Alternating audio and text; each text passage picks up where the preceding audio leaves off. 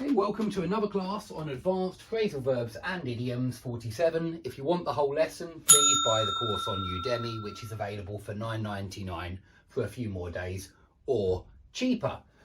Now, we looked at similes last time with as and like. We also looked at metaphors, but we have a few more similes just to finish. And then we're going to go on to binomials, which I've done a lot of on my vocabulary course. So please, if you like binomials, I certainly like them, have a look at the vocabulary course, buy the vocabulary course, and you'll learn a lot more about those. So when something is like getting blood out of a stone, it's very difficult to get. Yeah, I don't know if you've ever tried to get blood out of a stone, but it's pretty much impossible. Yeah, try and get blood out of a stone. Stones don't have blood inside. And so it's impossible to get blood out of a stone. And so when something is impossible to get, yeah, you use this very often with a person. If a person's very mean, very greedy, very stingy, you might say, you know, oh, he'll never buy you a drink. It's like getting blood out of a stone. Yeah, it just means that person is so mean, so greedy, they won't even buy you a beer. Yeah, and that's why we'd say that's like, you know, getting a drink off that person is like getting blood out of a stone. Yeah, or getting that person to lend you money is like getting blood out of a stone. Maybe they are very secretive. They don't like to share their personal information with other people. And you might say then trying to get information out of that person is like getting blood out of a stone. So you can use it in a lot of different situations, but it's when something is impossible to get. And that's the whole point of the simile, yeah? Blood, stone, you don't get blood out of a stone. When something is like looking for a needle in a haystack, well, again, yeah, imagine a big pile of hay and imagine a really tiny needle somewhere in that big pile of hay. Hay is like grass that horses sleep on, for example. And imagine how difficult it is to find that needle when it's in a huge haystack. It's almost impossible. You're never going to find that needle. So when you're looking for something that's very difficult to find, you can use this simile. Yeah, and so what's really difficult to find? Maybe you go to a new town, a new city, and you are looking for, I don't know, you're looking for a tobacconist's, but they just don't have any tobacconists in this city. And you say, oh, looking for a tobacconist here is like looking for a needle in a haystack. Just means that it's impossible to find a tobacconist in that city. Yeah, but it could be used in 1,000,001 other ways. Anytime something is impossible to find, use this one. Anytime something is impossible to get, to extract, use that one. Okay, if something fits you like a glove, then it fits you perfectly. It's a really good fit. Yeah, you could use this for even if you're parking, and then I think we very often just say like a glove.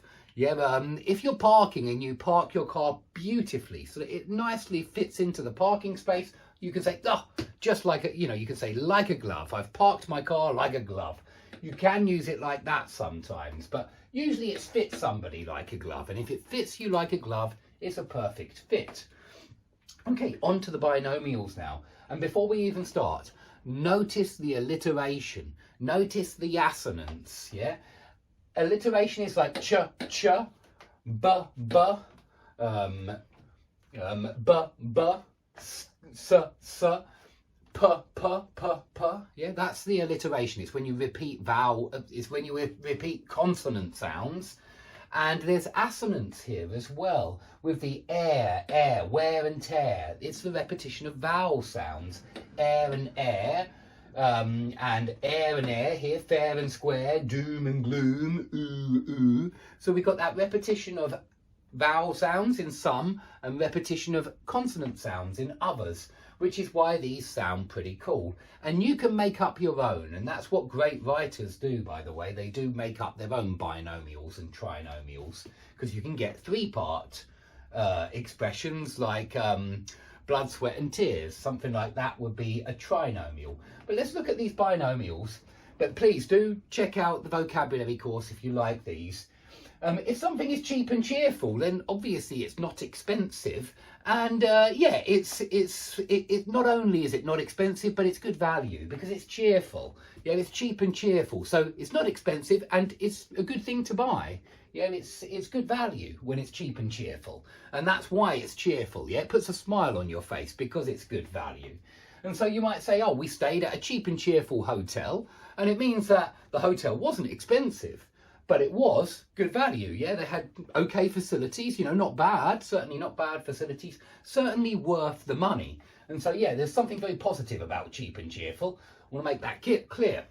Now, if you talk about the wear and tear on an item, you know, my computer's 5 or 6 years old now, and so it's obviously suffering from some wear and tear.